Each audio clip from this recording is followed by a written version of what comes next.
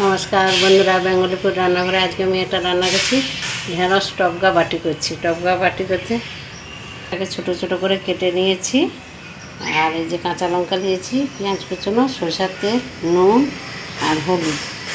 এবার আমি প্রথম ঢেঁড়সটাকে ছোটো ছোটো কেটে এই যে দিয়ে দিচ্ছি কড়াই দিয়ে দিলাম। এবার আগে পেঁয়াজ কুচনোটা দিয়ে দিলাম। প্রথম ধুয়ে কেটেছি, ঢেঁড়সটাকে ধুয়ে নিয়েছি, নিয়ে তারপর কেটেছি। আর কাঁচা লঙ্কাটা দিয়ে দিলাম। তারপর নুন স্বাদ মতো দিয়ে দিলাম, হলুদ দিয়ে দিলাম, স্বাদ মতো হলুদ দিয়ে দিলাম 1 চামচ।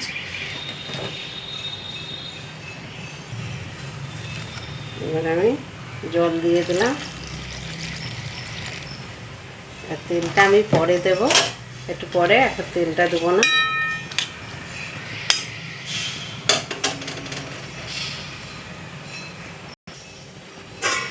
আমি ঢাকা দিয়ে দিলাম, তেলটা একটু পরে দেব।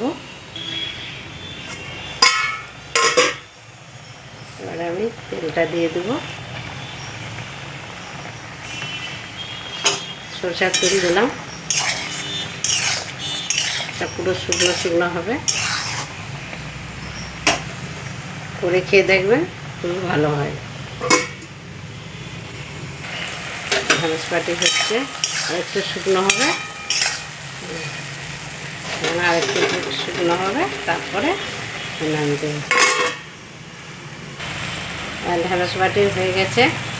ঢেঁড়স বাটি আপনারা এইভাবে করবেন, করে খেয়ে দেখবেন, খুবই ভালো হয়। আর একটু শুকনো হবে, তেলটা ছেড়ে যাবে, তখন ভাববা হয়ে গেছে ঢেঁড়স বাটি।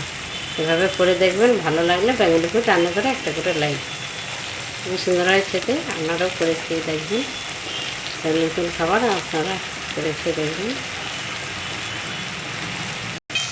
হয়ে গেছে, এবার তেল ছেড়ে গেছে, এবার আমি নামিয়ে দেবো।